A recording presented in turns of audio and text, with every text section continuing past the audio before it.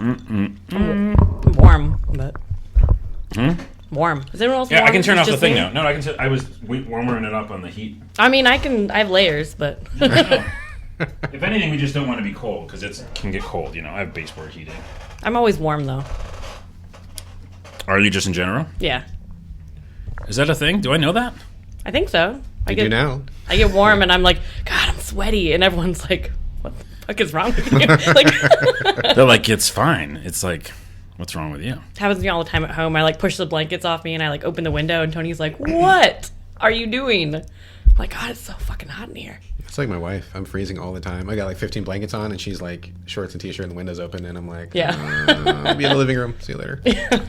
You lightweights. I don't even know what that means. Can you use that in a context? I don't know. Sure. Sure, why not? All right, we have our drinks in hand. We got a Red Bull. We have, what's your beer?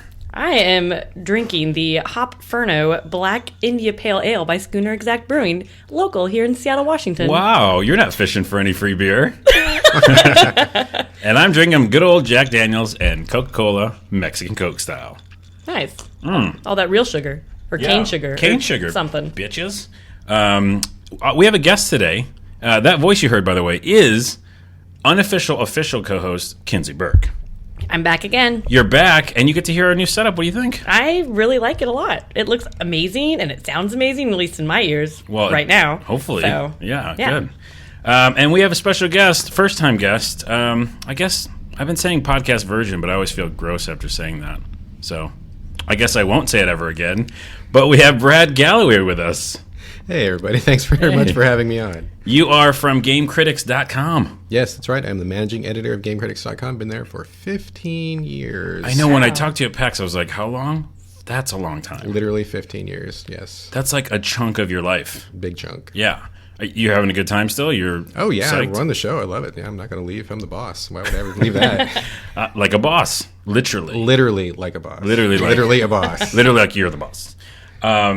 So what we're going to do with the podcast virgins, I just said it again. You said virgin. What? Are you pointing out that I said virgin? Yeah. I already felt bad about Instead it. of version. I wasn't trying to say virgin. Oh, you were? Oh my you goodness. weren't? I was trying to say virgin. Oh, Kinsey's back a couple steps in these jokes. Good golly. That's why, like, earlier when you said podcast version, and I was like, podcast version of what? I'm so confused right now. Oh my goodness, you're off the podcast. What we like to do with new guests is basically go through a real quick rundown, super fast, of early gaming memories and early game consoles, and then talk about what you're doing now. We already know that. It's GameCritics.com. So early game memories, let's go. What do you think? I think the earliest thing I can remember is maybe like walking down to the 7-Eleven at the corner, and there would be like some arcade machines in the corner, and maybe some of your listeners have maybe never even seen an arcade machine since we are kind of living in different times. But that was a thing back then. You brought some quarters, you went to do the arcade. Yep. Also Chuck E. Cheese. I would like, Chuck I would E. beg Cheese. my folks, like, please, go Chuck E. Cheese. I'm so hungry for pizza. Please, can we go?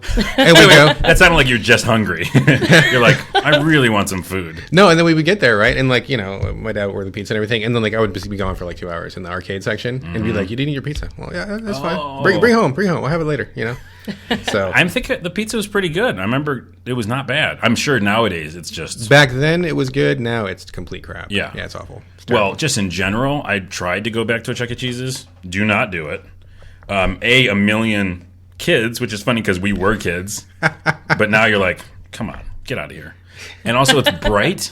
And you remember the old school one? It was like dark. Very dark. Like yes. low lights. Very dark, yeah. Yeah. It's not even remotely the same experience as it used to be. So it's kind of sad. PSA, don't go to Chuck E. Cheese's. Don't. Okay, so you played Chuck E. Cheese, arcade games.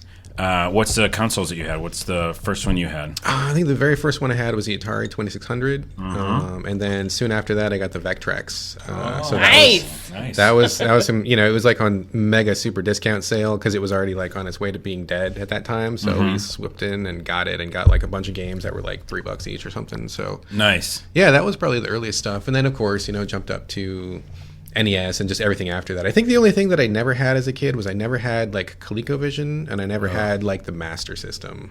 But I had like pretty much everything else. You're pretty good. You're probably safe. I had ColecoVision, and there were definitely some games that, for the time, were like, holy shit, those graphics are amazing.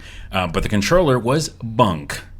It was that circle. It was like a circle, yes, and you had to yes, use your thumb with it, but it didn't seem to make sense because it was kind of heavy and hard to push. So it was messed up. But well, then you're okay. Because Sega Master System. I mean, Alex Kidd. Never a big Alex Kidd fan, honestly. You know, I never cared. they didn't have too much. Nah. We're angering somebody out there who loved the Sega Master System. But you know what, though? Japan had a ton more versions of Sega Master System. They had like 8 kinds or something. So I feel like we got like whatever was left over, or like maybe got it too late. We got some Safari Hunt and like a Super Hang On and Super stuff. Hang On. Yeah. Hang On. You're like, woohoo! So what is your which of the consoles you have now? What are you playing? What are you I've got everything except for Xbox One right now, and that's kind of a story into itself. But I play everything. I have PC. I just got a new PC, and to be honest, I own like a ton of PC games, but I never play PC just because it's not comfortable. I don't like to be at a computer, but I feel like it's kind of like an obligation. So right, and then you have the Steam. You probably have a million Steam games. A billion Steam games, and like if you look at my played history, it's like 5 minutes on one, 10 minutes on one, and then like a whole bunch of zeros. That's what mine looks like. Yeah. I think a lot of people looks like that. It's crazy. Well, I'm wondering if, like, with this new Steam boxes and with the whole, pushing Steam to TVs, if that's going to change at some point. I think for me it would. I'm very interested, not necessarily in the Steam box per se, but I'm very interested in playing it on a TV, on a couch, away from the feeling of being at a computer, because that just, to me, just does not feel comfortable. I can't really get into games when I play a computer like that. So. Which is funny because we used to. Like, I remember that's how I played Ultima. It wasn't even an option to be like, go to the television. Also, back then, again, being younger, the television had certain, people that needed to use it. Oh, yes. Namely parents and other people. So if there's one television, because you kids out there, you used to have a bunch of TVs. Like one in your room, that's a luxury. I remember at my parents' house when we finally got like a new TV for like the TV room, and we had one of those gigantic wood panel console TVs, and that got moved, and then the video games moved with it, and all of a sudden I could play anytime. Ooh. That is nice when that happens. Yeah. That is really nice. That was a big deal. It was. All right, well, welcome to the podcast, and like I tell everybody who comes to the podcast, you are welcome to come back anytime. You're part of the Video Game Break family now. Thank you. That's what you. happens. It's an honor. It's an honor. And Kinsey's also part of the family. Reluctantly, apparently. Well, you were saying before the podcast, you're like, what about me? And I'm like, yeah, well, you just, yeah. I was never welcomed as part of the family. You it was weren't. more like, all right, Kinsey, come on, let's go. Might as well since you're here, right? Might as well. Kinsey Burke might as well. Oh, no, Kinsey might as well Burke. That'll be the story of my memoirs. Let's not do that. Might as well. Let's start out the podcast with what we're all playing. I'll let the guests go first, and then we'll go around the table. What are you playing right now? Well, nothing at the moment. I actually just finished Escape Dead Island last night for review. So, Yeah, Kinsey knows a little bit about that. Are you playing it also? I know a few things about it. Well, we can say that you were PR for them. Yeah. Yeah, she did PR for Deep Silver. Yeah. There's very no, fun. there's She no knows a couple conflict of things. interest here. It's fine. You weren't on the dev team or anything, were you? No. No, you're good. It's fine. It's all right. So I'm playing Escape Dead Island. It's kind of an interesting thing because I really liked the original Dead Island. I know it got kind of panned, but I got to it after it had been patched. I think that if I'd gotten to it too soon, it would have been kind of a horror show, and I don't mean that like in the way it was supposed to be. But I got to it after patch, so I really liked Dead Island. And I wanted to come to Escape Dead Island. I met the developers at PAX recently. They seem like really nice guys. And it's a very big departure from the original formula. It's like cel-shaded. It's a single-player campaign only, very story-based. It's like really very focused on the narrative. So I was really kind of into that. There's none of that online shit then, right? Where like I remember the real thing I hated was I accidentally had the first Dead Island in online mode. And so I was playing regular, and all of a sudden some guy comes by and is like, what, motherfucker? I'm killing zombies in this bitch. And I'm like, oh, you are ruining my game. Yeah.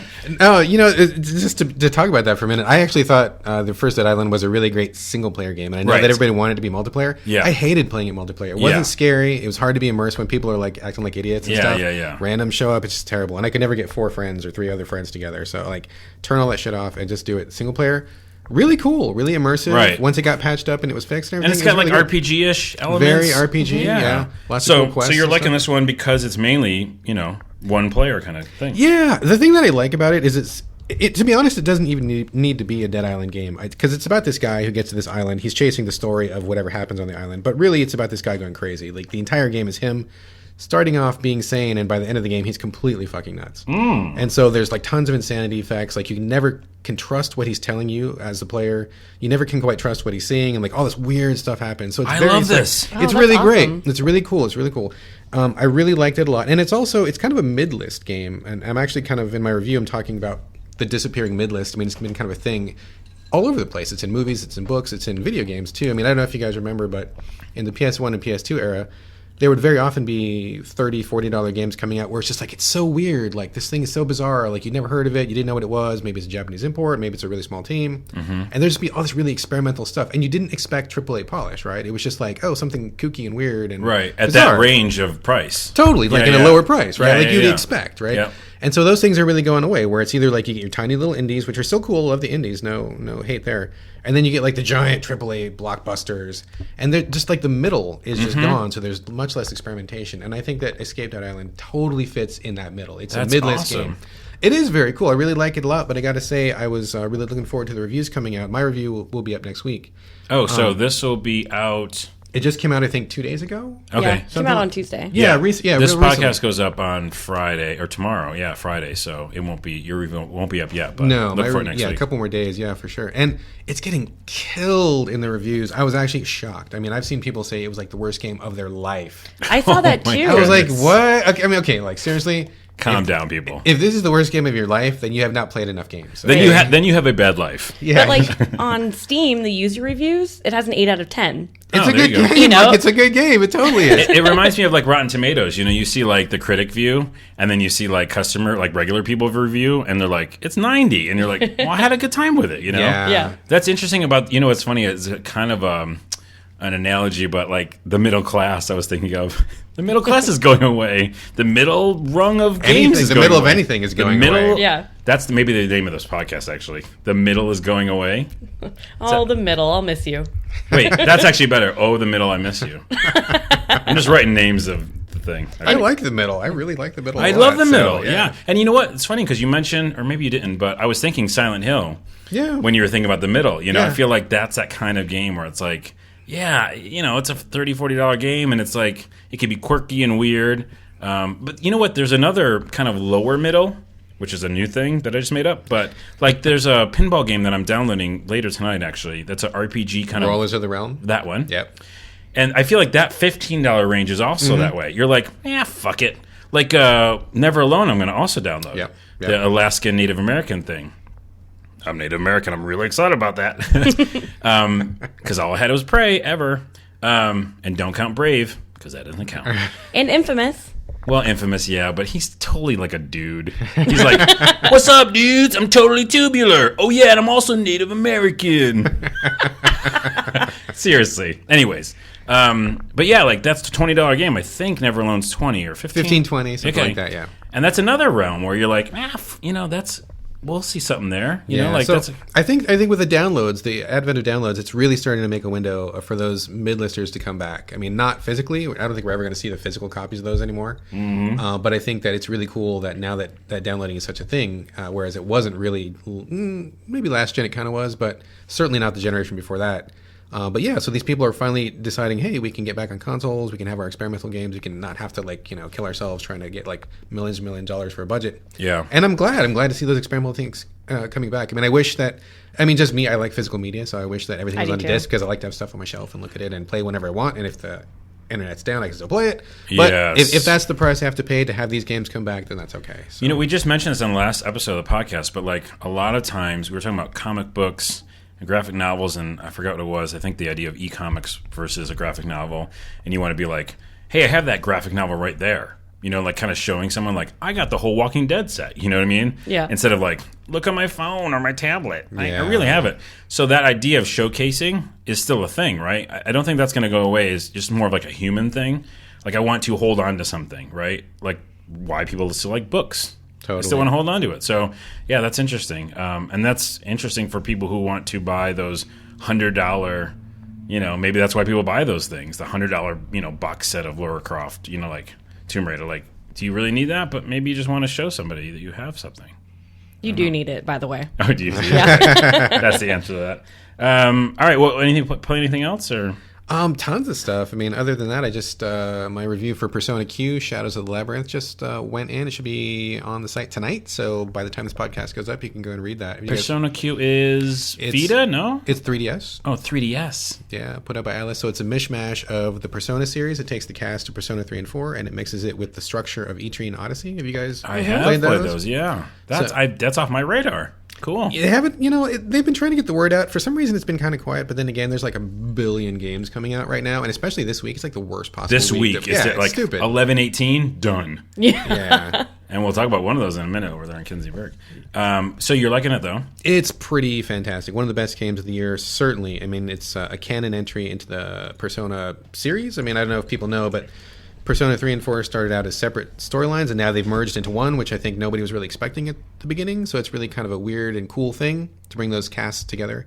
And I think that the Etrian Odyssey structure, for people who don't know, it's like it's a series on 3DS where you have gameplay happening on the top screen of 3DS, and on the bottom it's a map, and you have to draw it with your stylus. So as you go through the labyrinth, you literally, like with your own hand, have to draw like the walls. And hey, there's a pool of water over here, so you draw the pool of water. And then there's like, there's a trap over here, so you draw that. And you're making notes as you go, and it sounds like a drag, but it's actually really cool. It's really fun. And I mean, maybe it's more of an appeal for people who are old schoolers, because I mean, I can remember back in the day, like playing something like Shining Force on the Genesis and being like, holy shit, I can't get through this map. Put it on pause and get a piece of tracing paper and put it up to my TV. And I'm just going to trace this map. And like, I used to do that shit. And have I never even thought of that, actually. Oh man, some of those old school games where like it would just kill you. They were so hard, so you had to do whatever. Well, I was actually going to think about like even like some of those AD&D games, like the Gold Box games, or Ultima or something like that, where you're just like, you had to draw things, unless it came with like a cloth map or something, which happened, you would literally have to draw things and be like, I hope I know where that is next time. Yeah. I remember on the original NES, my dad drew out all the maps for Zelda. Oh. Yeah, people did that. Yeah, for sure. And then when Tony, my boyfriend, played the BS Zelda, he did the same thing, and it was adorable. Wait, but I thought the original Zelda it didn't have a map in the book, did it? It didn't have a map? No, it only did in like Nintendo Power and stuff like that. Oh, right. It didn't. Well, you had like the mini map in the corner, but that's about it. Yeah, like drawing your own map was really super helpful back in the day. So if you have memories of that, it's a really cool callback. But even if you didn't, it's surprisingly entertaining and satisfying to like sit there and just like, you kill a couple dudes, take a break. All right, I got a minute. Let's draw my map and line on the wall over here. There's a door over adorable. Here. It's fun. It's really good. It's really satisfying.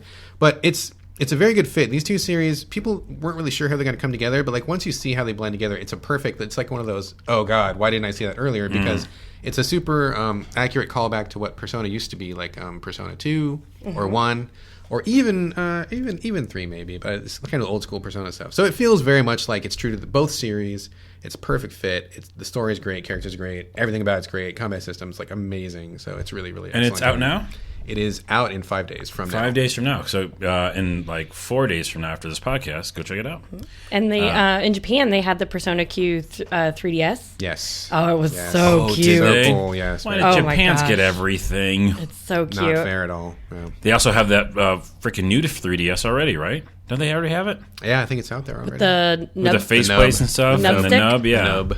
Or what we call the nipples, right? Yeah, we called it a nipple last time. Although, we called it the nipple on the show, but then we realized it's a pretty small nipple. I don't know, nipples range. I mean, nipples aren't that big. Yeah, but that thing's... It depends, though, That thing's like true. really, really small. I think... I guess it's true. It'd be unusual. I mean, I haven't seen it. I can't make a comparison yet. I know, yeah.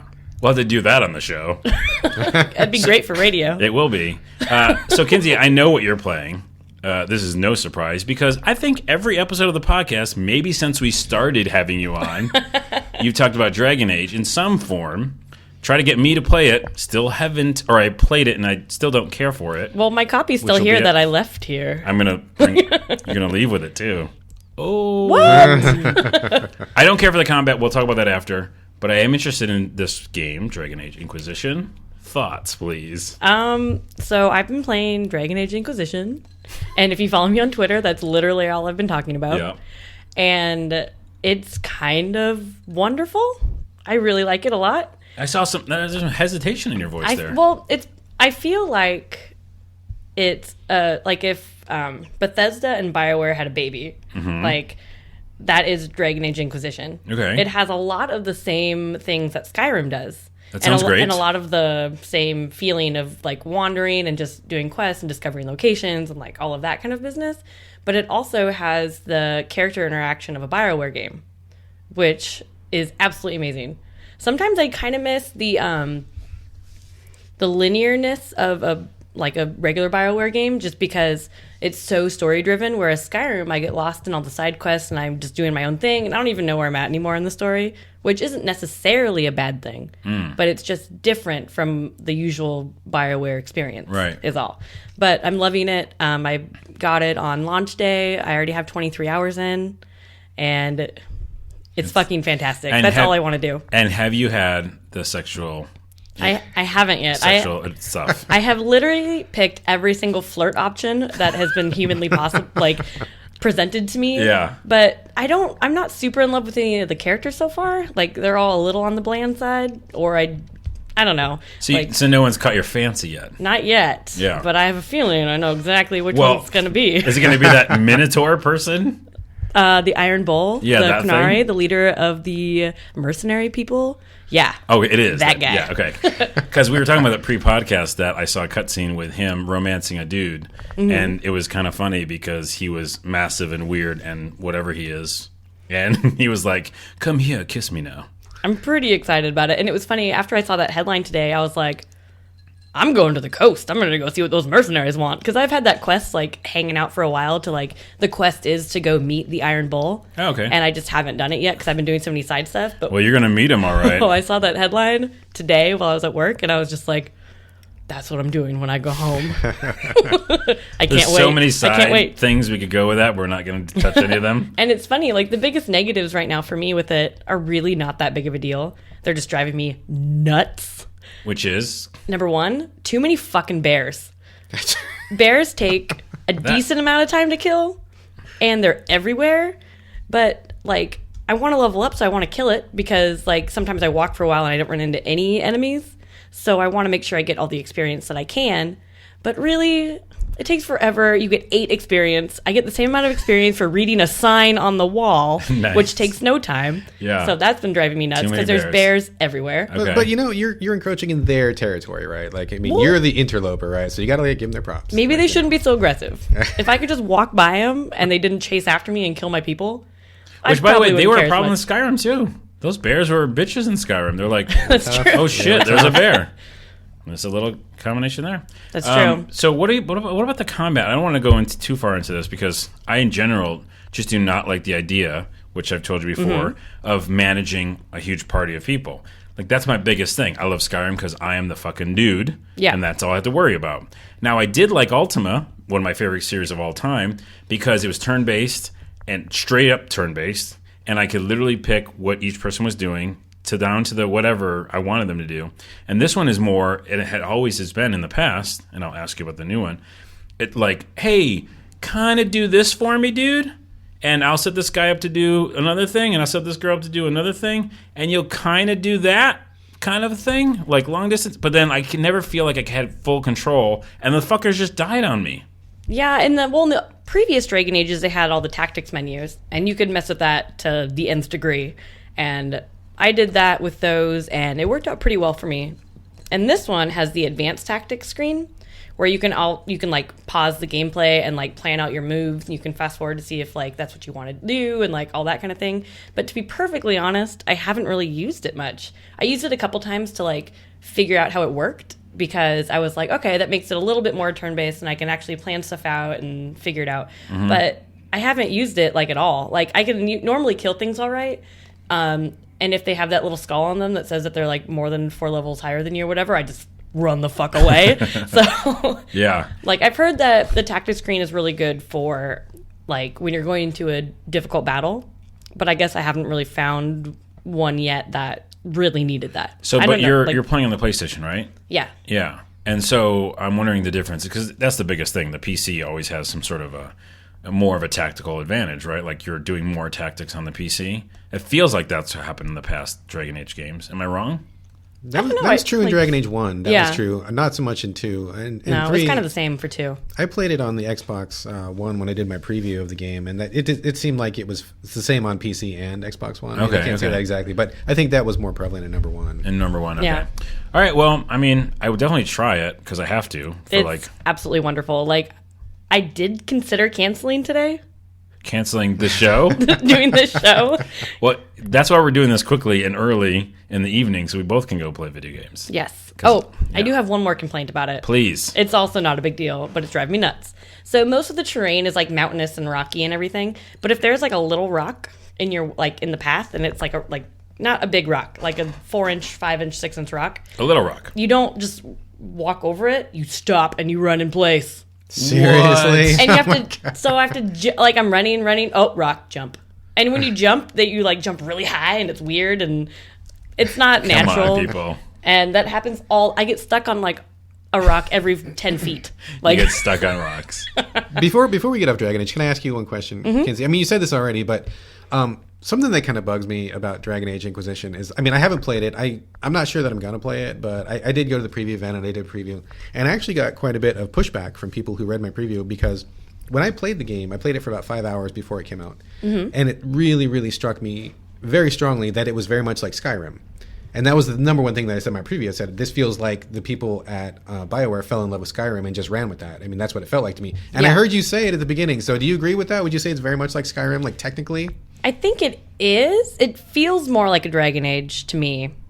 And especially when you start going in the cities, it feels a lot more like a Dragon Age. But just like out in the And the like, wilderness open and world. like how you stumble around and stuff like that. And like the 10,000 objectives just like all over the map and stuff. I mean, would Yeah. you say that's pretty fair to say? Yeah, it does. Okay, It does okay. seem a lot like Skyrim. I think it still has the Dragon Age flair in it, especially with like the characters and all of that. But Can you Yeah. jump up mountains like Skyrim? Like just scale any weird mountain? kind of, way better than you could in any other. A lot of the other Dragon Ages, they had like specific paths. So like if there was like a little cliff in the Dragon Age 1 and 2, you couldn't walk off it. You had to go around and go down the little hill, you know? So it does have it a little bit more. I've been actually spending more time trying to jump over a mountain to get to an objective than trying to figure out how to get around it. That So- reminds me of Skyrim. Yeah. It's not quite as easy to do mountains. Yeah. Scale mountains in this one. And you get a mount and everything. I haven't tried taking my horse up a mountain though. Oh, that's the next thing on Yeah. Kinsey's list. Next thing. This evening. Because I did that a lot in Skyrim. Yeah. Well, But I love it. is that all you're playing? What else? You're playing the Fantasy Life, aren't I you? am. Oh, I want to hear about that. I totally want to hear about that. It's absolutely amazing.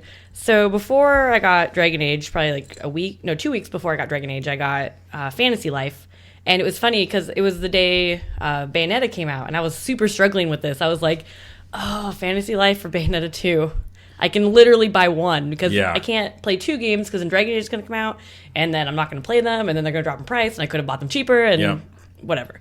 And so I went with Fantasy Life because I thought it was a little bit more my speed, and it is fucking adorable. Oh my gosh. I feel like I want to play it right away. My character has pigtails and a snaggletooth.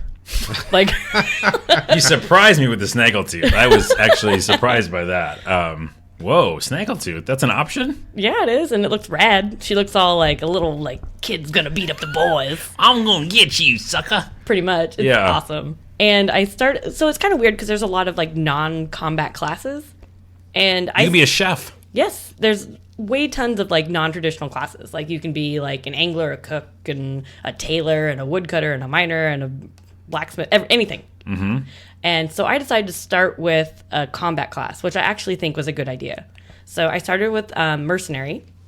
I think there's only 3 combat classes. It's mercenary, paladin, and hunter. And I started with mercenary because they had the coolest starting armor. It looked the coolest. Fashion's important. It is. Yeah. And so that was, I mean, it's been really fun. It's challenging in a lot of places. Like, I died, I think, a lot more in Fantasy Life than I have in Dragon Age yet.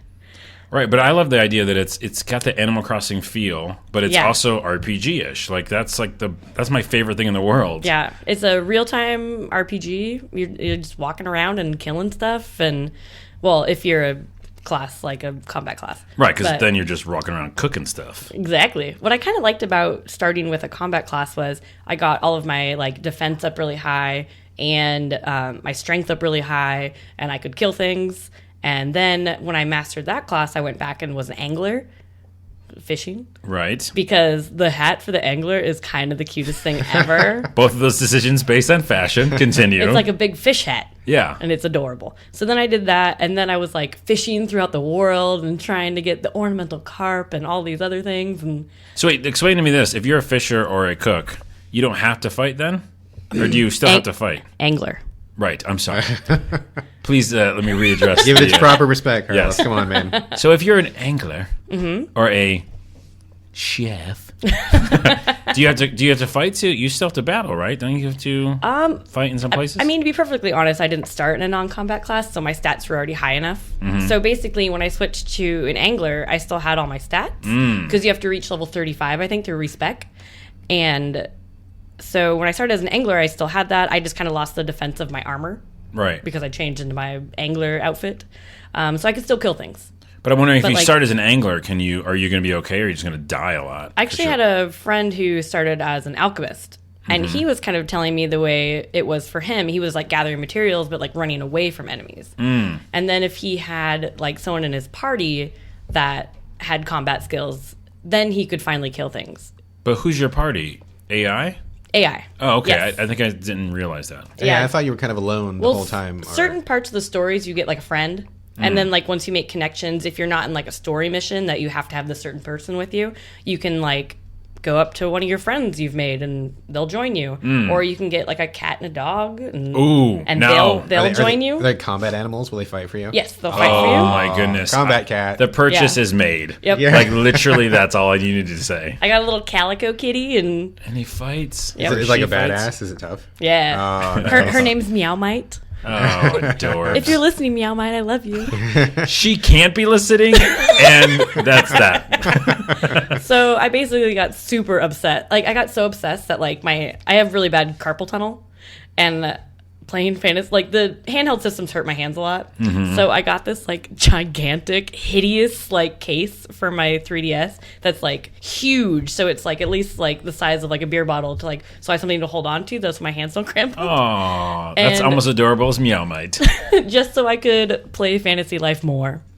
Well, I'm going to buy it. The problem is that actually, full disclosure, I don't have a 3DS right now because I had one.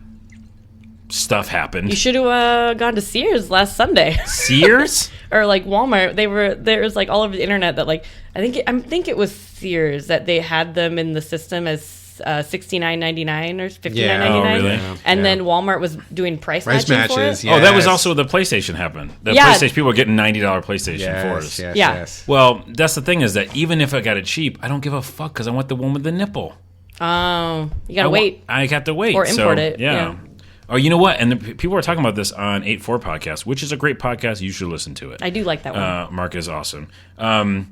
And the rest of the people on the podcast. Sorry. Yeah, the rest Just of people. Mark not so McDonald's much, awesome. No, they're awesome. But they were talking about the concept that, and this is a whole kind of conversation thing that we don't need to go into, but the idea of region free, like fucking just do it already. Like what the fuck are Yeah. you? You know. So if I knew that was happening, I would just fucking go import one, right? And just not have to worry about it. Well, isn't the DS always region free? No, but Oh, the 3DS isn't. The it's not. DS Lite is. It used to be, and then they had the whole DSi issue, or the what's that, the fucking card, you know, where everybody put the ROMs on. Yeah. Oh, the R4. And I think that started like this kind of idea, like they don't want to do it. Anyways, Yeah, it's, I haven't gotten Japanese games since the DS Lite, and that one was region free. right. So- I have a friend who has 6 3DSs in her house because she and her husband both play, and she's got one for Japan, one for North America, and one for Europe. Oh my gosh. So she's got 6, and there's only 2 of them in the house, so it's kind of ridiculous. Well, I want that new one. I want it region free, and then we can be talking. But I need Fantasy Life. I really want Oh, it's so a good. Battle Cat. Oh my god, it's so good. All right, well, let's move on. Those are the games you guys are playing. I went back to Shadow of Mordor for a minute. We've talked about it in the podcast. I enjoy the game. It definitely starts, if you're just starting it right now, it starts really fucking hard. Yeah, it does. It's Oh a my god. hard-ass game. You, like, die a bunch. And then you get pretty good, and you feel pretty good about yourself and are kicking butt. But I thought it was interesting. I did this literally for the podcast, but you can purchase things in that game. And I don't know when this was made available, but you can buy a certain ruin for $1. It's I forgot what it's called. Oh, no. It's a 99-cent rune or whatever, right? And you find those runes in the game or whatever. Right. But this one allows you to pull off finishing moves all the time. Oh, really? What? Yeah. Wow. Now, and I have a question about this, and I'll ask the audience listening as well. But I always have a problem with those finishing moves because it's 2 buttons at once. Yeah, I did too. And I'm like, fuck, I thought I hit it, So I can't tell, but I'm pretty sure, because part of it's just me sucking at hitting 2 buttons. I feel the same way about fighting games, so. Oh, right, yeah. But every time I feel like that I've hit it the right way, it would do a finishing move. And it was not like that I powered up to do a finishing move. So I was like, that's an amazing purchase. Because for me, I actually work with Big Fish and a lot of free-to-play stuff where we monetize. We try to monetize where you can still play the game all the time, and if you want to get extra shit, you can. And that's always the struggle. But console games, it's obviously a newer thing. Like I feel like it's been around for a while when it comes to cosmetic. But when it comes to like the idea of this is going to actually literally help you in the game, I think it's few and far between. And this is specifically like this is a tough game. If you buy that rune, like you're going to have an easier time taking on these fucking hordes of guys, and also actually literally killing them, right? Because you like cut the head off in a finish move. Yeah. So I highly recommend that fucking purchase. It's $1. That is, I usually don't like in-game, like, real money type things. Like, normally I play a game and I get to some sort of, like, it's not a paywall because it's not that bad. Right. But if I get to some sort of, like, you can do better for money, and I'm like, but I already paid money for this. Like, Yeah. So it usually rubs me the wrong way. Yeah. But that game starts out fucking hard. It starts out hard, and I feel like if you started in the beginning, you bought that rune, like maybe I wouldn't have just been bitching about it so much. I might have played it more. Yeah. So, to all of you out there who are just starting it, buy that rune, and also to the developers, I think that's okay. I think I'm going to be okay. Are you thinking with, that's okay? I'm thinking it's not okay. Really? So, I don't like the idea of having to buy it. I wish you could find it in some dungeon somewhere. well, here's the thing. But- Okay, let me just say this real quick. I'm not 100% on any of this because I fucking hate the idea of buying anything. You buy the game, I got it, right? But that being said, like if the game allows you to get to whatever that thing is without paying the money, then it's fine. Sure. And if it's not like an online thing, an MMO, where you're going against other people and you're getting unfair advantage because you're paying money, then that's shit, right? But I'm playing by myself, and I'm a fucking adult who does not have much time to play games, which is a whole other podcast. And I need to fucking get past this thing, either for a review or, my podcast or whatever.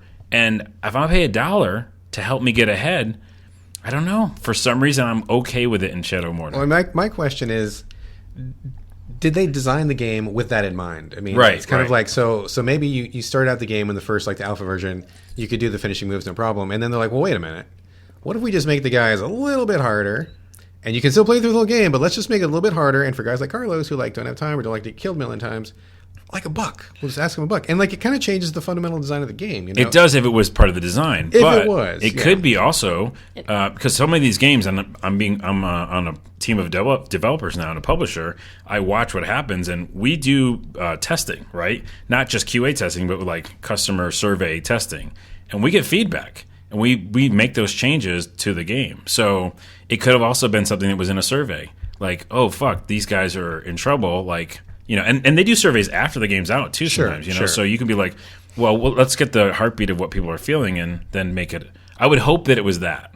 I would hope so. But, I got to really kind of question it because the money is so lucrative and it's so tempting to some developers. And there's definitely been a few cases where you can very clearly see that something has been changed in the design in order to make it more palatable for you to put up $1 or $5 or whatever to just get over that hump or play it faster or whatever. And to me, it's kind of like, if this game is not fun to play as it is, why would I give you more money after I've already bought the game to make it more fun for myself? Like, you should have made it fun to play in the first place. Yeah. You know what I'm saying? Oh, that's a good point. And to that point, Shadow Mortar is fun in the first place. It is. It's a good game. Yeah, I could liked have it, never bought that. And I just randomly, it just showed up and I was like, wait, what's this $1 thing? And I just bought it and it was good. So anyways, if you're just starting the game, why the fuck not? Because that's all I'm saying. It'll help you. Also, I will be playing Never Alone soon, and I'll talk about that in the next podcast. Native American game, Alaskan Native. And then also Far Cry 4 is literally just downloaded. And I'm excited to finish this podcast so I can play it. And I know Kinsey wants to go play Dragon Age, so we'll be quick. And this War of Mine I want to play. When does that come out? I didn't look that up. I've heard that that's a fun game. Pretty soon. The review codes are active right now. I'm gonna look it up. Well, it's on Steam, and it's gonna be. Is it only Steam? No, Windows, Android, iOS. That seems weird. I can see it on an iPad. Okay, it feels like what's that? Oh man, there's that game. I'm spacing on it. It was side scrolling like that. I forgot. Post-apocalyptic. It feels like that game. Anyways, this war of mine I'm going to play. But Far Cry 4, I'm going to start tonight, and she's showing me something on the text message. What does that say? Break for beer tasting or at the end. So I just read that on the air, and that's what Kinsey texted and showed me. Probably wasn't supposed to read it, I but guess I at did. this point I could have just said it out loud, but I was actually going to take a break in 2 seconds. So look at how it'd be sneaky perfect. I was trying to be. You were trying to be sneaky, and I called you out. I want to mention one more thing real quick, just because this is in the notes. I want to play this game, but it doesn't come out till January, and I'm very excited about it. Citizens of the Earth? Anyone? Citizens of the Earth? I know of it. Okay. It's like Earthbound. It's basically Earthbound, but you're the president, which is kind of weird. And you get people to follow you, and the art style kind of feels like Earthbound, and the game is an RPG, and anyways, turn-based, straight-up Earthbound. So I like games where I'm the president. look for it, just in general. You're like, I want to be Obama. I can really only think of one. Is that another Deep Silver call out? Yeah. Come on. Nice. Come on. Saints Row 4. Yeah. Where you're battling aliens. Anyways, I want to play that. That's kind of a want to play, and I'm excited, but it got pushed to January, so we'll be talking about that in January. So, so I'm playing a ton of stuff, but I'll be playing Far Cry 4, and I'll give you my thoughts on that next podcast. Woo! So let's take a break for drink refreshments and listen to this soothing music while we take a break.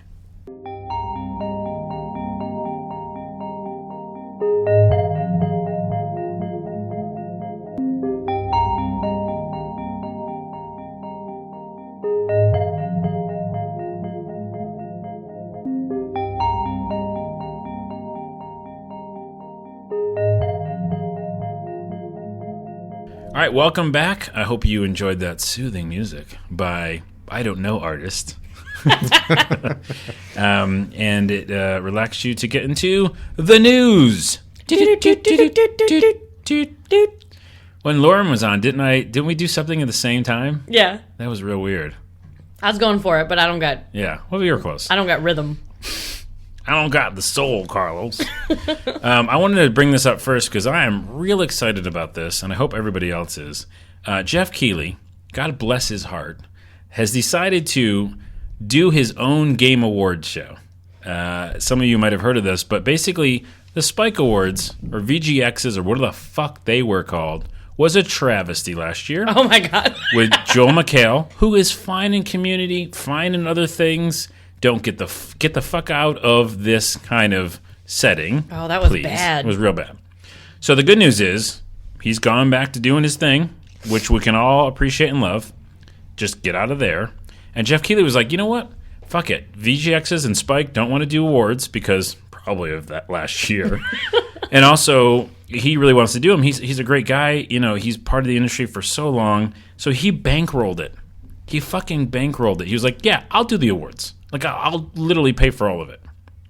So you can go to thegameawards.com. And earlier today, it was actually crashed because people were so jazzed to check it out. They broke his site. And it's happening December 5th. And that's it. What do you guys think? Can I just say that I know a lot of video game journalists. I've known them for many years, and most of them are starving. Like, literally, physically.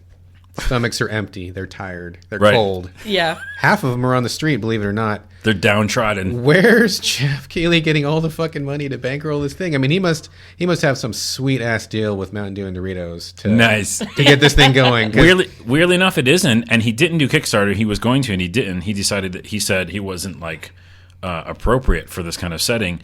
And he's been on television, so he was part of the family of the game stuff that was on TV. And so the money is still in TV. I left San Francisco. We were doing web video over there since 2009, thinking we were going to take over television. We weren't.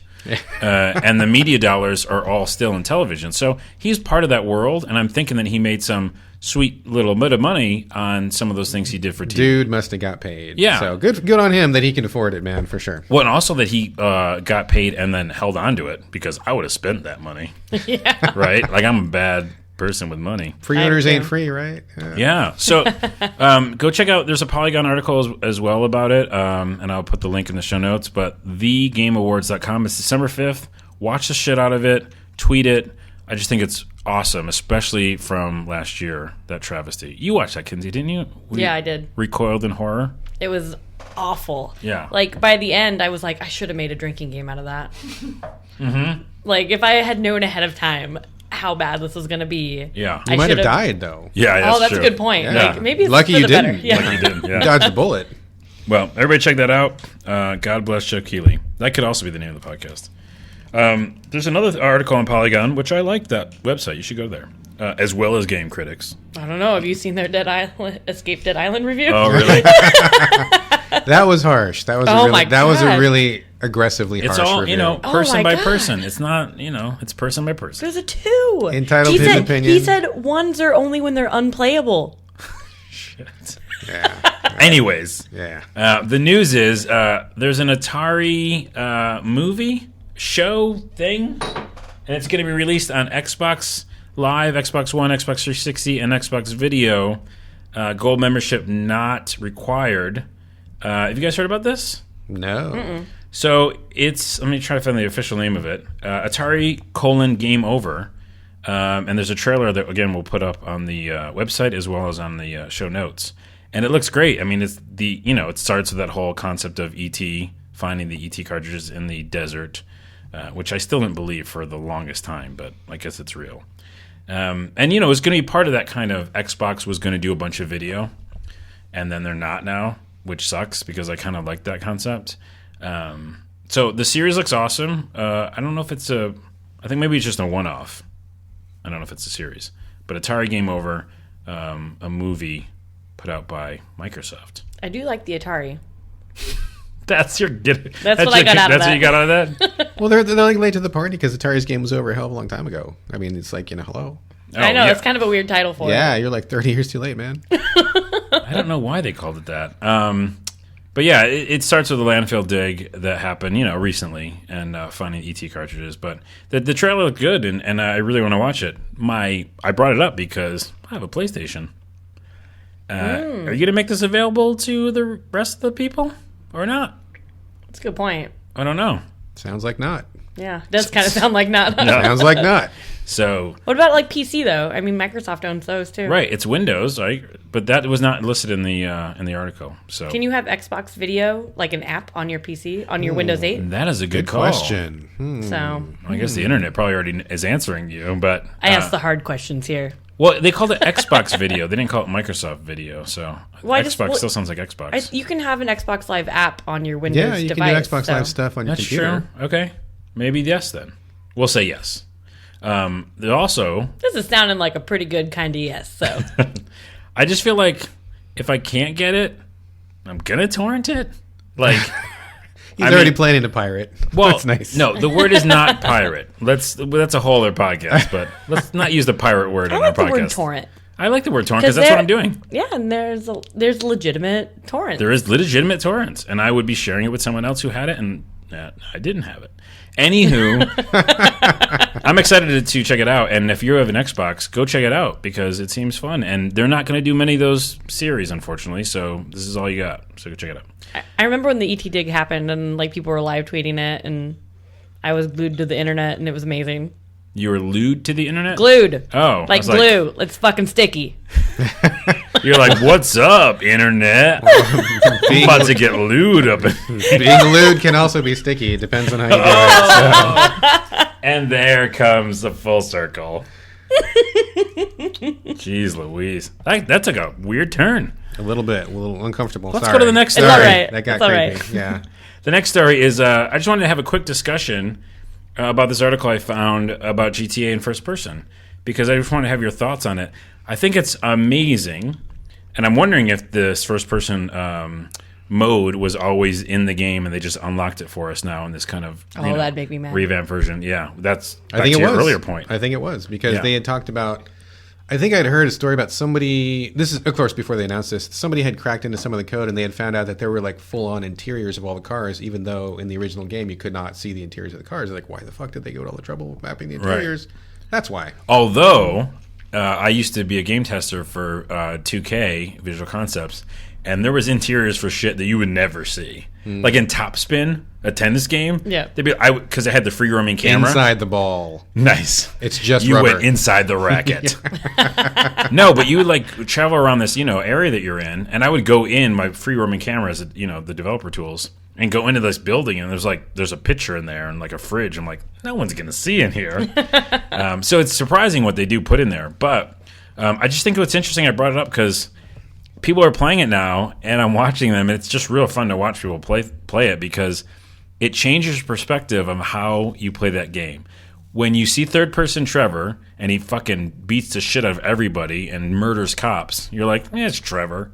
But when it's first person, oh, that's so much more immersive. yeah, and you're like, I don't want to shoot that guy. Oh my goodness, I'm gonna kill those cops. I don't want to sleep with that hooker. Right. She looks afraid. Like, Oh man. Oh, back to dark again. That didn't take too long to get back to dark. well, I saw a screenshot of like, there's like a girl sitting in the seat next to you, Afraid and sad. and Yeah. yeah, and it was just like first person hooker sex, and I was like, she Yeah. looks scared. Or then when you go to there's that one scene where there's a lot of like shit everywhere in that apartment. You've even got there. It's in Grand Theft Auto. There's like a scene where there's like shit everywhere in an apartment, and like you walk around first person, you're like, this is gross. Like you really see it, but Or when you wake up as Trevor, like with no clothes on outside, you're like, what the fuck? But I is it just one of think it's- those first person though, where you look down and see your feet?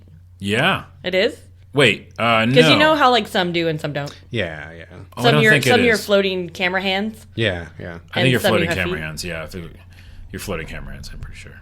But yeah, I just think that isn't that crazy that we can be fine with it when it's third person, but the minute we get into first person, we're like, yeah, I don't know. I'm a little worried about it. Like, would you guys play it first person? I would not probably play it because I'm just not really interested in that series. I mean, I might try it just to get the feel of like how different it is. But I think that's totally true. I mean, I think that you choose to make your games a certain way because you're going for a certain feel. I mean, for example, Condemned. I don't know if you guys ever played Condemned on 360. I mean, that game was scary as fuck. Oh my God, yeah, it in was. first Yeah. person, scary, super scary. But if that had been third person, still scary, but not nearly as scary. Right. I mean, the difference in camera view makes all the difference. Like So- Evil Within, I'm okay. I'm not scared. Not I mean, super like scary, it's right? creepy, and whatever. But like, I can deal with that. I see that guy. He's that guy. It's not me. Right, right. He's in trouble. That guy. I better help him. But I'm not in trouble. And so yeah, like cop killing and all that kind of shit. And they were talking about it on some podcast where in Grand Theft Auto, you go up to a person, you bump into them. They're like, "What the fuck's your problem?" They look at you for a minute. And in third person, you don't give a shit. But like in first person, you feel real weird. Yeah. You're like, oh, I'm sorry, did I disturb you? Because they're like looking at me, Where's the button to say excuse me? Where is that? Yeah. Sorry, pardon me. So, I want to bring it up and see what you guys' thoughts are on. Leave us a comment if you're playing it in first person because I don't think I want to. I can't decide because I'm not a big fan of the Grand Theft Auto series. I don't like the controls. I think it handles super clunky. I'm not good at it because of that reason. So when I think of it being first person, I'm like, oh, I might be better at it now. But it has like that opposite end where, it's super way more immersive, Yeah. and you're actually going to be doing these things. And I don't know if I want to. Yeah, and also driving looks like real terrible. Although it has like the Far Cry does that too, where it's still first person driving. Yeah. I really appreciate games that are first person, like where you get in your car, get on your horse, and it goes to third. Yeah. Yeah, I right. like Yeah. that a lot. That's a smart move. Yeah. But also, again, they built it for third person driving. So, like, I don't think they built it for first person driving. So that's probably why it handles like shit, Far Cry built in first person driving. That's true. I'll be It's playing probably this better, later yeah. tonight, and the cars will handle probably, better. I only played one Far Cry, I guess, to be honest, but Which one did Was you it play? 3? Blood Dragon. Oh, yeah. The side story. the 80s side story. It was amazing. It had That so many tutorial's one-liners. awesome. Oh my god, it's so good. Yeah. I heard it was really good. Oh my gosh, you haven't played it? I bought it, but I haven't played it You yet. have to play it. And that's like literally one of the only Steam games I've played. Because I was like, I got it for like $3 or something. So, and I was like, okay, I'm going to play this because I love shitty 80s movies. Like, Well, who doesn't, right? I absolutely love them. So starting to play this, I was just like, oh my god, this is so amazing. Like, I was just like, I had a smile on my face the whole time. Like, there's only like a couple other games that have like done that to me. I heard it's real good. I heard it's on my short list to get to in 2015. Yeah. So Real quick, I got to bring this up because you just brought up 80s, and I was going to bring this up at the end of the show, but I'll bring it up now. I found this on somewhere, and it's there's a trailer for it on our website, videogamebreak.net. It's an 80s RPG.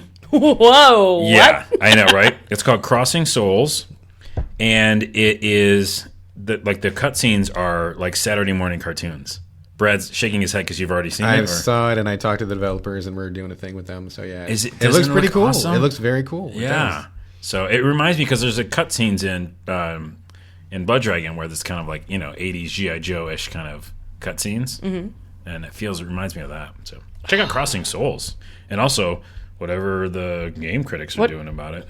Do you have an article going up or something? We're working on something right now. Yeah, I mean the thing that caught me was that it's a time travel story, and I really like time travel. I don't think it's done often enough, or at least not done well enough in games. Agreed. So I mean to see that, and I mean just from the trailer itself, it's only like a minute or two, but you can already see like all the hooks they have for the time jumping back and forth. And Yeah. The 80s vibe and everything. It looks super cool. Oh my gosh, I have so many questions.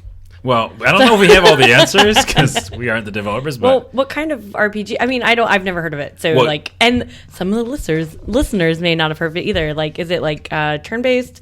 Is it real time? it feels Is like an it, adventure type RPG. Like you're, I want to say third person, but what is the Is it like 3D Top graphics down. or like Yeah. the retro thing? It's Or- like Top-down retro, retro, yeah. yeah. Okay. Like pixely kind of. I mean, the word on this game just came out. I think literally like last night they made the announcement. So this Oh. is like super hot off the Whoa, press. look at that shit. Yeah, so it's That's it's how not- I do things. There you go. Yeah. You're on top of it, Carlos. Yeah. Yeah, because the video that we put up today was the announcement trailer, actually. So, Oh. There you go. I should go to our website. yeah. Oh shit. Here's the part in the podcast where I realize that Kinsey doesn't watch anything that we do, including she doesn't listen to our own podcast. Well, I don't. Well, she doesn't want to hear herself. You were That's fine. there, right? It's like I was there. Yeah. I know what happened. All right, moving on. Let's go to Dragon Age news because I did this special section just for you. Oh, I'm part of the family. You're part of the family. Now let's talk about sex. Oh. Time for sex video game podcast. Oh wait, yeah, you just did sex and family in the same. Let's Thanks. take a few steps back Yeah. here. Yeah. Let's walk that back. And I'm not editing This it is- out because that's too much work. This isn't Game of Thrones. Dragon Age news. So the first thing is, I had a link on Kotaku that I found. Mass Effect and Dragon Age might be part of the same universe. Like different time zones or like time zones. Yeah, one's east. Oh, they're just over in Europe. one's East Coast and 3 one's, hours difference, and it's incredible, Yeah. right? one's East Coast and one's West Coast. Fuck you guys. You knew what I meant. No, I didn't. Different eras. Yeah. Well, here's the things they pointed out. One, I guess there's a Krogan's head, which is like on you'd see like a moose head or something. Yeah. It's up in the Orlesian mansion Oh my god, what? in Inquisition. I'm gonna go look for it. Yeah, go look for it. It's I don't supposedly think there. I don't think I can. I'm in Orlais, but I can't go to the mansion. Oh no, I do have like a quest to the salon. Is that near a mansion? Get Might your be hair in done there. and find that head afterwards. Yeah. You're like, I got my hair did and found a Krogan's head. This is a different kind of salon, by the way, like Oh. a French salon. I don't know. But I mean, whatever, you guys. I don't understand salons. I don't know. It's like a I don't loungy know. place. I don't know. The other thing, I don't know either. The other thing is there's a codex entry by a healer that seems to be written in the style of Morden Solus, God, I love Morden. which is kind of like, hey, did he write that? Like, what Mm-hmm. the fuck? So go and find out for yourself. But that's the idea that maybe some epics apart or different, I don't know. Oh my god. So, Dragon Age and Mass Effect are kind of my favorite things ever. No, duh. So, Are you kind Yeah. of silently freaking out right now? kind of. Little I'm bit, kind of little bit. fangirl orgasm over here. I know. I was just gonna say. I was gonna turn sexual. I was like, she's not just freaking out. She's doing something else. Brad, we won't talk about I it. need to excuse myself, Yeah. you guys. And the ratings just went through the roof. Anyways, there's another piece of news. With Dragon Age Inquisition, there's a part where you can fall through the ground, a glitch of some sort. But for some reason, normally you see the whole map. It's white or something. Yeah, crazy. it's white, weird. Void, yeah. In this one, which again I'll put the link up, someone found a top hat, kind of just chilling. What? Yeah, I'm gonna play it right now to make sure I didn't get that wrong, but I'm pretty sure it's a top hat. There's Yep. a place I always It looks go like a top hat. where It's hard to see here. I always see a floating seagull, It's hard to. but Oh, you see a seagull all the time? yeah. And I've had a lot of awkward pauses where, like, I pick a speech command, like some sort of conversational thing, and then the options go away, but then you're just standing, Oh, it's all awkward. and, like, it doesn't go to the next thing for, Right. like, a weird amount of time where it's, like, 30 seconds to a minute, Uncomfortable. and you're like, so it's obviously not frozen because I'm blinking, Yeah. but all right. Well, it's rare that you have a glitch that kind of turns out to be an Easter egg in quotes. You know what I mean? So Yeah. it seems So- like they actually put something under the ground, which is crazy. Where's this top hat? Oh, you watch the video. I'm like, we're going to do that now. There's a link. We'll put a link in. Okay, and then moving on, in release news, this is actually something we mentioned at the top of the story, or the top of the podcast. On Kotaku, I found this again, but the Rollers of the Realm we mentioned. They were talking about, this is the pinball RPG I always wanted, which is funny because there's not been many. There was actually, what was that 8-bit pinball game that was kind of RPG-ish? There's been a couple. Takes. Wizard I mean, Orb. Wizard Orb. Wizorb. Wizorb, exactly. Yes, Wizorb. That was close. Yeah. And then, of course, infamously, my TurboGrafx, which I love, we did a review with Metal Jesus of Alien Crush and Devil's Crush. Devil's Crush. Those are good games. Those are really good games. They felt kind of RPG-ish at times. Kind of, But you yeah. didn't, level up. Have you played this yet, the Rollers of the Realm? I will be playing it tonight when I get home. You play all the games. I try to. Yeah. I try to. Well, let us know what you think. I will. We'll have you back on the podcast after you can talk about it. But, it's out now. Anyway, everybody can talk about it. It's available. I just can't, but I could if I had played it. Yeah. You haven't played it yet. So I just brought that up because, I just saw that today, and I was like, well, everybody should know about that. That's a thing. How you doing, Kinsey? Mm-hmm. Okay. I was very carefully trying to pour another beer and not disrupt the microphone. Every time you almost try to disrupt something or accidentally not try to disrupt it, which I think is a double negative, I like to call it out because it's fun. I always like it when I open up my can next to the speaker. That always sounds real good, though. That's always fun, yeah. All right, let's move on. I got no cans tonight. Sorry, everybody. I know you were really looking forward She was to that. looking for there's a joke there. I'm, I'm back and I have no cans and You no have destiny. no cans? I think So- that's not true. Come on, we called an episode Double D's. Get over it. Black Friday stuff. Just sitting here quietly. I'm not going to say anything. It's good. It stood for Destiny and Diablo. It sure did. It sure did. We're just talking. We're above board here. That's a term that someone says, right? Black Friday stuff. Here's my PSA: don't go out to the stores because everything's on the internet. Go to Cheap Ass Gamer.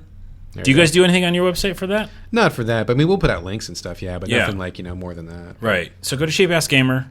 They know the shit. You can do all that stuff online, almost all of it online, and people will fucking be crazy and punch people, and it's terrible. I already have YouTube plans that day, so Wait, I'm not going shopping. I don't even know what that means.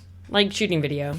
Oh, like Metal Jesus video. Yeah. Yeah. Okay. I thought maybe you're going to watch YouTube of people I'm just gonna at watch. Black Friday stores killing each other, and you're just going to sit back and watch it all. You're just gonna queued watch up. it. You're like, come on, where's that refreshing? Where's that juicy, bloody Walmart video? The worst stuff's always at Walmart. If it's not good enough, I'm just gonna switch to cat videos all day. That always works. Please don't go to Walmart. Please use Cyber Monday, and please shop online. That's my PSA for all that bullshit. See, the thing I hate about Cyber Monday is that I get Black Friday off work. I don't get Cyber Monday off work. Oh, and you can't get on the internet. Some Yeah. people can't get on the internet at work. Crazy thing. Yeah. Some of Yeah. us take for granted, but yeah, you can't. So, well, you know what? Here's the thing. Again, I was listening to 8-4 podcasts, and they were mentioning that tons of these deals, which is kind of nuts, are available Thanksgiving now, and available Thanksgiving on the internet. Yeah, so I you don't think- even have to like go to the store, but like Yeah. you want to escape your relatives, go on the internet There you go. and buy some shit. My parents have satellite internet. What? What that is still that? a thing? It's like, How does the line stretch that far? it was like, oh, we had dial-up until it was literally not a thing anymore. And then when you can't get Comcast and you can't get all these other things, so you live in the middle of bumfuck nowhere, you get satellite internet. It's man. expensive and it's pieces of shit. I Well, mean, but your cell phone works out there, right? Can you just use the internet on that? kind of. Yeah. Do they have a giant dish like mounted on their roof? Like, this is our satellite internet. They don't, which makes me feel like this whole satellite internet thing is not real. That's weird. They're like, they're- Kinsey, we have internet. Don't know. Someone assured us that we do.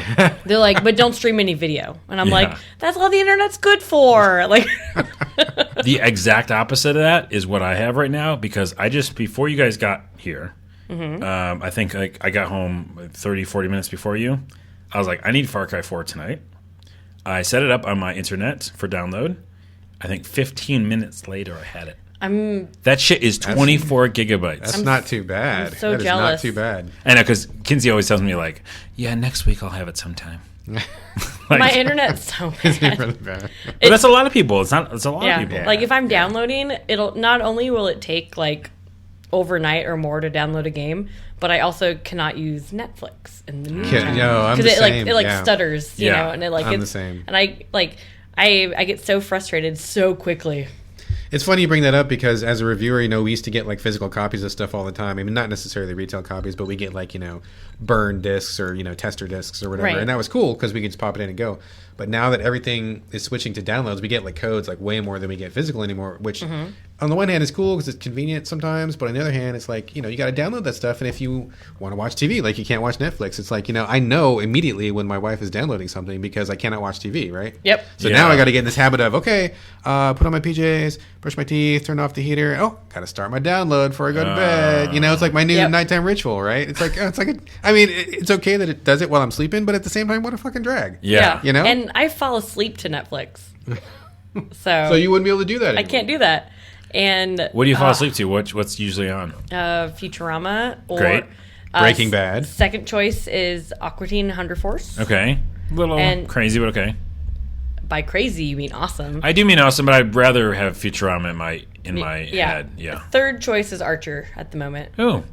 but I think I would wake up and just laugh at it- Archer. it's like especially Futurama. It's one of those things that I've seen every single episode like at least Right. 25 times. So I can't watch something when I'm trying to fall asleep that Yes. I haven't seen. yes. Because then I want to stay up and watch it. Well, that's what I'm saying. With Archer, I'd be like, that's just funny. I got to wake up. You know, Yeah. like, what are they saying? But Simpsons is mine, right?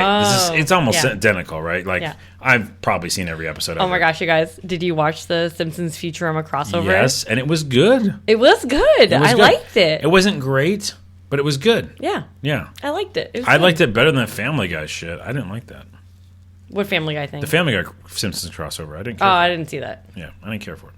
My whole thing is this, and this is the last Simpsons tangent, but is Simpsons, even however crazy they get, they still have a weird wholesomeness to them. They really They do. do. And they had it more back in the day. Like the very first episode I watched, well, I saw Tracy Ullman's shit, but the Christmas, episode, whatever. Like there was like, oh, the endings of those episodes in season 1, 2, and 3 were like, oh, let's come together as a family again. Everything's great. And then they lost that a little bit, but it's still there. Like Yeah. you don't feel like infidelity might not happen. It might happen. Like things might go fucked up, but then they're gonna be okay. It's all right. Yeah, and then Family think- Guy is like, fucking anything can happen. Yeah. And I did not like that pairing. Futurama actually did kind of an episode like that where they're just like, well, at the end of the episode, everything's just fine. And it's going to end up, Yeah. exactly the same the next time the episode starts. And it was like all the fucking shitted up. And I was like, yeah, Futurama, you know what's up. I love shitted up. By the way, we definitely earn our explicit tag on iTunes. Last episode, I kind of used it all at the end. I was real mad about something, but I just think that's how I talk, so I'm gonna put it in there. Yeah, I do swear a lot in normal language. So Yeah, Normal Normal language. Everyday talking. Kinsey and I are drinking. So here's the last two things real quick. I call my quick hits. Hello. I just made that up. Why are you helloing that? I don't even know what that means. All I want to do is go home and romance people in Dragon Age. Oh, okay, that's what You it have is. me at a very weird moment in my life. I sure do. Someone in the Project Spark, which you've all heard of on the Microsoft Xbox, Sure. which I was actually pretty excited about in the beginning. And if you don't know what it is, it's basically you can make your own game. Adventure Toolkit, a.k.a. Xbox. I was angry about the Conquer. I was too. If you By watched the the way. E3 press conference, they were like, and here's Conquer, but not really. It's not a new game. It's just you can put him in Project Spark. Well, someone, speaking of characters, made a Sonic game in Project Spark, and it is basically, I'll show Brad, you can't see it from here. The best Sonic game ever created. No. 16-bit days. No, it's not that at all. Oh, no. It looks like a person in Sonic cosplay. What? It looks like a man dressed in a Sonic suit running around as Sonic. Can I show this to you? I'm That gonna looks show this. perfectly horrible. That looks horrible. He's like Crash Bandicoot almost. Right, yeah. But plays probably much more terribly. Look at that. What? It's all like wobbly. The control's not too good. Yeah. So someone sent that to me, and I was like, well, we got to talk about it because it looks really scary. Oh, that's funny. But God bless their heart, they tried. Yeah, Yeah. props to whoever had nothing else to do with their day Yeah. and sat down and did that. So Oh, and speaking of Sonic, I'm going to get very like girl nerd for a second. Okay. But InsertCoinTees.com, which don't sponsor us, but they could, finally released their Sonic the Hedgehog Casino Zone skater dress, and I just got it. Whoa. This week. And I have literally had this like either pre-ordered or on my mind since a year ago. They announced that they were going to release this dress, and they finally did. So you're gonna wear it into some sort of event, or? You know, when they first announced it, they said it was going to come out in the spring. So I was like, oh, this is going to be my SRGE dress. I can't wait. And then it wasn't the spring. And then it was later. And then it was my PRGE dress. You could do it at PAX East. yeah. I could. Or PAX South, which is first. Wait, PAX South is when again? January. Well, I don't know if I'm going to PAX shit, South yet. January? Yeah. I don't think we're gonna go. I don't think I'm going to go either. We at Big Fish go to most things, which I found out. I didn't know that. It's so weird being part of a developer or publisher because I would go for game journalism. You know, like I'd be covering shit. But so I was trying to figure out their schedule. They go to most of that shit, but almost everybody's like, oh, PAX South, maybe. That's You know, like- I mean, I'm not super in on that. I just do like the freelance PR, but lately it's always been for the same company. Yeah. And I know they're doing PAX East, but even they're not sure about like PAX South yet. So, Yeah. I mean, we'll It's see. San Antonio, Texas. Yep. Mm-hmm. Should have been Austin. Should have been Austin because Oh, Austin's everything's way there. cooler. I've Yeah. heard that. Yeah, I've heard that. And I've been to the South by Southwest, which I'll go next year, by the way, Yeah? with the old Big Fish. Yeah. Oh, what? Yeah. Oh, that sounds awesome. And I went last year with IDG Tech Hive, and that shit is amazing. There's barbecue everywhere. God, I love barbecue. People are really nice, and it just seems like music is happening, and fucking love Man, Austin. Can we just talk about food on this podcast? Yes. For like one. Well, we can have a like- separate podcast. Yeah. Let's finish this podcast first, and then we'll make another one. The God, I last love thing I was going to food. say is that I found this video. I'll again link it in the show notes, but it's really funny. It's about if Pac-Man Atari 2600 Pac-Man, which is pretty awful, but whatever. Oh, it's bad. He doesn't even turn. No, he does turn. His No, face changed. No, he doesn't. Oh, he doesn't. That's Really? right. In the Let me Atari look. version, he's like this. He goes down, and he goes Seriously? like God, this. I don't Goes remember up. that. Let me look real quick. I don't Hold know on. if he turns horizontally. I know he does not There turn he is. vertically. Yeah, he doesn't. You're right. He doesn't. Oh man! well, wow, I I- never knew that. Yeah, he Look. doesn't turn. Jeez. I remember It's terrible. when I got it. Again, this is a long time ago. I got Atari 2600 Pac-Man, and I was already playing Pac-Man in the arcade, so I knew the difference. I was like, that shit is not that game because it felt way different. Yeah. And I knew that it was shittier. But someone did a video if Pac-Man 2600 was basically in the modern era with like DLC, new costumes, achievements, and it's like you can't even play the game. It's like a mockery of like what we've become. Yeah. So you should watch it because it's funny. Because you put back in the day, you just turn on the fucking system and the game was going. Yeah. There was no It's cartridge based, obviously, but like It's kind of a foreign concept these days, isn't it? You, like, yeah, put something on and just go. just play. I mean, that's what? I mean, you got to like buy the game, then you got to download, preload, whatever, and then well, debug the first day, and Yeah, patches, and then get in the queue and all that. yeah, like Far Cry 4 is not ready yet to play. Yeah, you just know, turn it on and play. That's what a Well, 'cause- great idea. like we were saying earlier, I recently had something happen with my internet, and I wanted to. I don't know why my internet was down for some reason, but I wanted Oh, you to mean play. your like internet of the gods was yeah, down? for some reason, like gods decided it was down that day. Damn you, Zeus! Yeah, Zeus. Oh, well, that's one god, but yeah, I mean, he has lightning bolts. Whatever, you guys. right. So he stopped my internet, Zeus, and I went to Carlos, play you like made me angry. you've made me angry.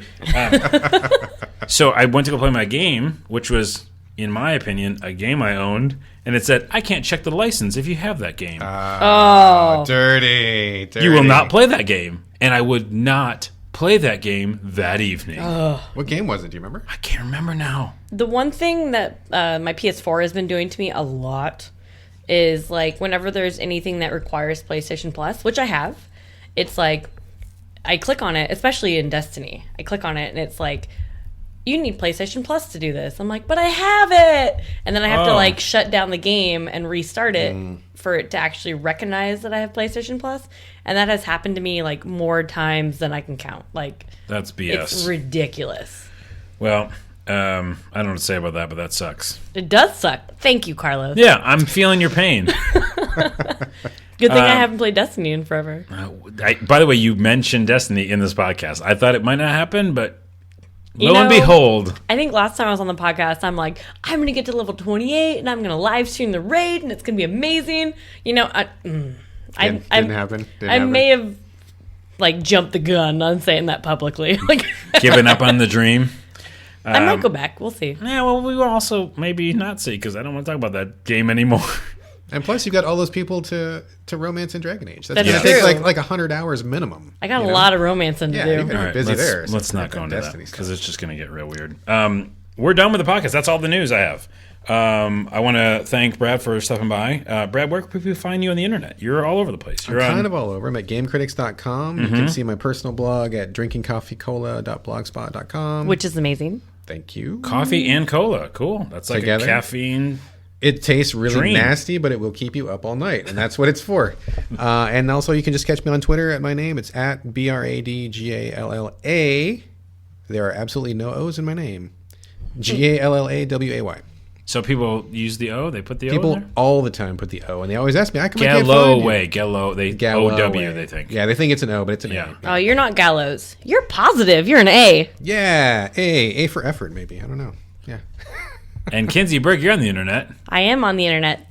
You can find me on Twitter at Kinsilla, KINSCILLA. I have the Z and the S because I had to have Kins. And you can also find me on YouTube at Metal Jesus Rocks. Oh, you're saying that now. That's your thing. That's where you live. You have your own YouTube channel, but you never use it. I have one. If you want to see a really good hand model about Hitchhiker's Guide to the Galaxy, please check out my YouTube channel. Yeah, you're on that. You did do some video for Video Game Break back in the day when we decided I did. we were going to do a show. Oh, and you can also find me at videogamebreak.net or on Twitter at videogamebreak. Do you have a profile on our site? I did, and then you changed the site around. Right, and then I asked you to maybe make a new profile, and you were like, "Yeah, I'll get around to it." Story of my life. Well, that's a segue that I actually just created. If you want to go and be a poster/writer on our site, we actually take all the peoples, and we're signing up a bunch of people right now. So videogamebreak.net. Of course, you're probably either watching or listening to this podcast on the site. If not, and you're on iTunes, go over to their website and check it out. You can create an account right now. It's got social networking shit, so you can do forums and friends and shit like that. You can be my friend. Well, are you on the fucking site yet? Not yet. You can sometime be your friend at some point when she joins up. But yeah, check it out. We have a bunch of new people who are just decided to write for us, and it's a fun little site, so check that out. Also, at Video Game Break on Twitter. Which I And- already said. What? Huh? What? Just go ahead. Continue, Carlos. At Onawa, ONAWA, that's me. And that's it. VideoGameBreak.net. Check it out. Woo! What were you saying? No, never mind. I already plugged the whole video game break thing. I She did, did. right? She did. I did. Yeah. She Okay, did. okay. I don't know what you're doing. But I mean, you know what? It's worth it to plug it twice. Yeah. Say it twice. Make sure people get the message. All right. Let's just repeat it a lot, like all those infomercials where they say the phone number 5 Right, times. right. At video game break. At video game break. At video game break. If you say it like 6 times in a mirror, a video game appears. Shows up in your mirror. Yeah, a cartridge, an NES cartridge spots up. I've drinking too much. This podcast is over. Good Thanks, night. everybody. Bye.